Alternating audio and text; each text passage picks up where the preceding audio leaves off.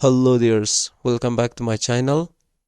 My name is Fardaus Sahel. In this video, I'm going to show you how you can change your password for your Gmail account.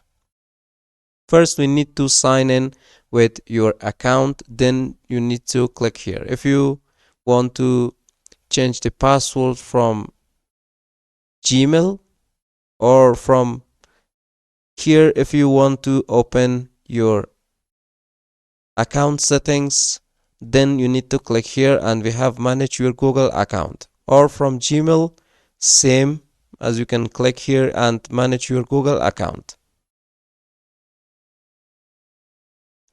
When you open your Google account, in your left we have all the tabs available. The only tabs that here we need to click is the personal info to change your password. Then we need to scroll down and here we have the password. You can see last changed December 14, 2024. Now I'm going to click to change my password. Now I'm going to give it a new password.